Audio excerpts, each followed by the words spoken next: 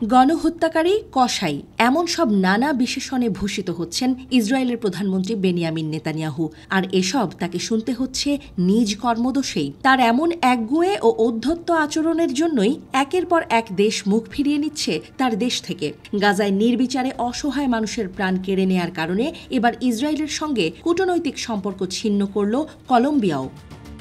বুধবার বোগোটায় আন্তর্জাতিক শ্রমিক দিবস উপলক্ষে এক জনসভায় ভাষণ দেন কলম্বিয়ার প্রেসিডেন্ট গুস্তাভো পেত্রো। ওই ভাষণেই তিনি ইসরায়েলের বিরুদ্ধে কূটনৈতিক সম্পর্ক ছিন্ন করার ঘোষণা দেন।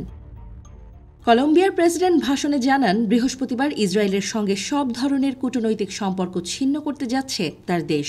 সেই সঙ্গে নেতানিয়াহুকে গণহত্যাকারী বলে ভর্ৎসনা দেন। পেত্রো বলেন, গাজার এমন পরিস্থিতিতে বিশ্বের কোনো দেশ নিষ্ক্রিয় থাকতে পারে না। পেত্রোকে গাজায় ইসরায়েলি হামলার পর থেকেই সরব হতে দেখা গিয়েছিল।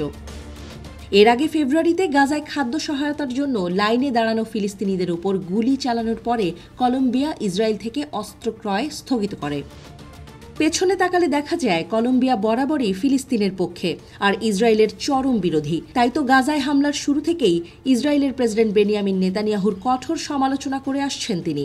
এমনকি তিনি অন্যান্য দেশগুলোকে অনুরোধ করেছেন যেন তারা আন্তর্জাতিক বিচার আদালতে ইসরায়েলের বিরুদ্ধে গণহত্যার অভিযোগ আনা দক্ষিণ আফ্রিকার পক্ষে যোগ দেয়, যাতে ইসরায়েলের প্রধানমন্ত্রী নেতানিয়াহুকে কঠোর শাস্তি দেওয়া হয়। এদিকে কলম্বিয়ার প্রেসিডেন্টের এমন ঘোষণায় ক্ষোভ প্রকাশ করেছে ইসরায়েল। দেশটির পররাষ্ট্রমন্ত্রী ইসরায়েল কাটজ অভিযোগ করে বলেছেন, পেত্রোর এই ঘোষণা ইহুদি বিদ্বেষী ও ঘৃণায় পরিপূর্ণ। তার এই পদক্ষেপ হামাসের জন্য পুরস্কার। এদিকে গাজায় ইসরায়েলি অভিযান অব্যাহত রাখার প্রতিবাদে দেশটির সঙ্গে কূটনৈতিক সম্পর্ক ছিন্ন করার গুস্তাভো পেত্রোর ঘোষণায় যুক্তরাষ্ট্রসহ ইসরায়েলের অন্যান্য মিত্ররাও নাখোশ।